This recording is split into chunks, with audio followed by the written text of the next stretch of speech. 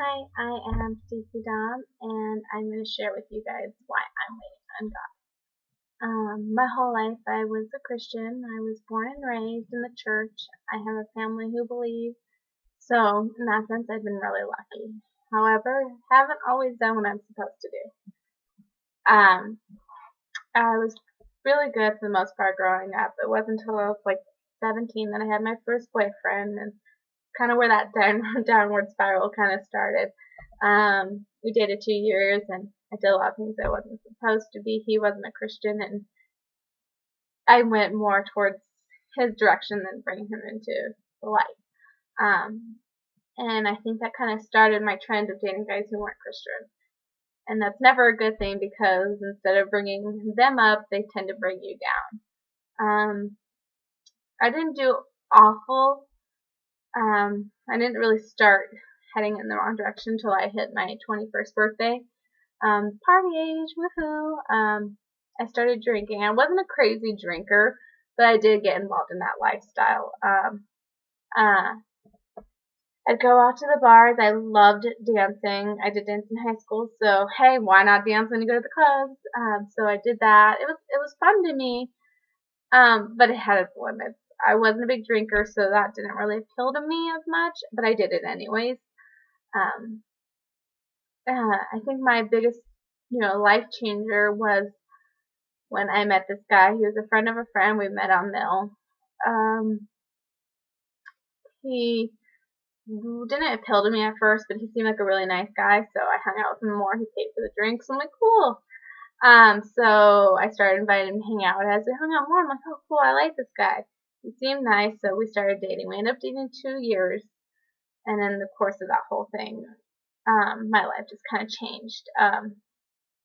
Slowly, but definitely drastically.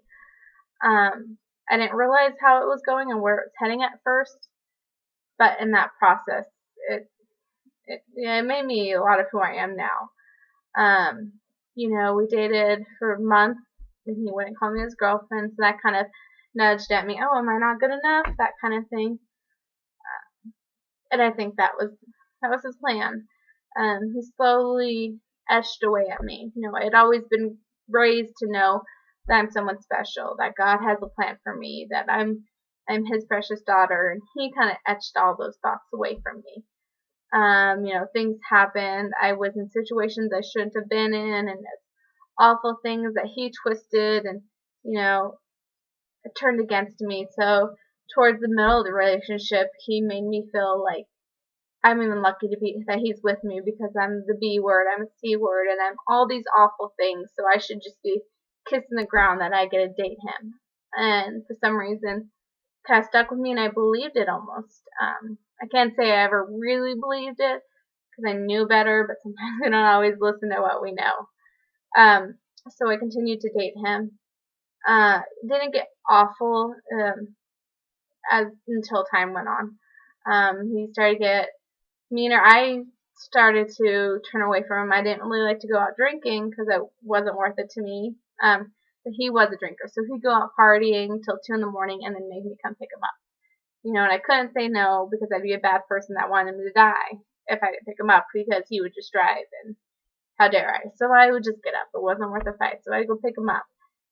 And then it turned into I'm not allowed to hang out with him when he's with his friends because he needs his guy time, so don't even bother. So I was like, whatever, it wasn't worth it to fight. And so I started to get out of his overall life more and into being that person that he used. I didn't realize it at the moment, but I was just his tool, a tool he used. And he just etched away at who I was to make who he wanted and the tool he needed. As time progressed, he slowly got more angry towards me, and showed me more of his evil side. And that really just wasn't something I was used to and didn't really know how to handle. So I just believed him and just took him for it, kind of thing. But things didn't take a drastic turn until I was pregnant. I found out I was pregnant. I was already a couple months pregnant when I found out. He didn't like that. He never wanted kids, so me telling him really didn't go very well. He wasn't the happiest person, and he threw things, broke one of my cups because he threw it out of my car, just really angry towards me, and I couldn't do anything. I mean, it's already happened. I'm pregnant. I don't believe in abortion, and I'm glad I don't because I love my son. But I wanted my son's dad in his life, so kind of just took it, and then we still stayed together. When I was 8 months pregnant, things really switched with that whole thing. He came over one night. He'd been drinking, and he came over and he wanted some food. So he was in bed, and he sent me, 8 months pregnant, downstairs with my big old belly to go get him food. And so I had grabbed pretzels, and I came all the way back upstairs, and I gave him the pretzels. This is 3 in the morning, and he goes, "What? No mustard?" Well, sorry, go get me mustard. I can't, it's 3 in the morning. I have enough going on. I can't go down there and get you mustard. Well, he didn't like that. So that's a moment where he really changed from just being verbally abusive to he threw me on the bed and choked me. And my 8 month pregnant self, I was shell shocked from that moment. He finally passed out and went to sleep, and I was just kind of numb at the whole situation. It wasn't anything I had ever experienced before, and nothing I ever wanted to experience again. I remember balling up on the side of the bed and kind of cuddling to myself, kind of thinking, wow, I can't believe that just happened. And the next day, when I wanted to kind of almost confront him about it, he twisted it like, how dare you bring that up? I was drunk. I didn't know what I was doing. How dare you try to make me feel bad about that? Why would you tell me? And I was just like, I was doing something wrong, but I took it anyways. I don't know why I did. I was trying to make things right. So I wasn't allowed to bring that up again. And we dated. Same verbally abusive situations continued on. Every night, if I was up at 3 in the morning to pick him up, I was getting messages of him telling me why I'm worthless. And I think that 2-year period, I was probably crying every single night, feeling like I was worthless. But things didn't really change until I had my son, and he was a couple weeks old, and my son's dad came to visit us at one night, and we hadn't no fighting, nothing. We were just, everything was normal. He came over, we were laughing about something, and then he switched. Don't know what happened, don't know what triggered it, but he switched, and he got angry towards me. I couldn't even give you an excuse like, oh, I didn't get the mustard again, or I don't know what the excuse was, but he choked me again. But this time he had my newborn son in his other hand. So he's choking me with one hand and holding this tiny, innocent baby in his other hand. And if you've seen a newborn baby, they're just so small, so innocent, so fragile. And I will not forget, I remember thinking, just give me my son, and give me my son. I don't care what you do to me. Just let me go put him away. Just don't let me, just let me put him to sleep. I don't care what happens to me. And you wouldn't. And I think that's the official moment that triggered that this is no longer an unhealthy relationship that's on me, but now it's affecting my son too. And that's when I kind of shut off from him. We didn't break up that next day. It took a couple weeks before I finally was able to talk to him, and we broke up. And he wasn't happy about it then. He kicked my car and got violent again, but with my son in the car, and I finally was able to get away, and I drove home.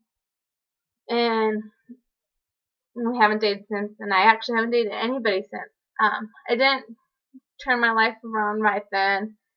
It wasn't until a couple months later, my son was a couple of months old, and we went to a women's retreat. I couldn't tell you exactly what the message was, but I remember hearing God's voice and him telling me, hey, Stacy. Hey, Stacy. Knocking on the door. Hello? Remember me? Remember the one who told you were worth molten gold? Yeah, you're still precious to me. Don't let what other people told you. Don't believe those lies that were filled into your head. You're precious. You're worth everything. You were my daughter. You were a daughter of a king. And it's true, and it reminded me, I know that. And it was just one of those awakening moments, like, thank you, God, for showing me you love me.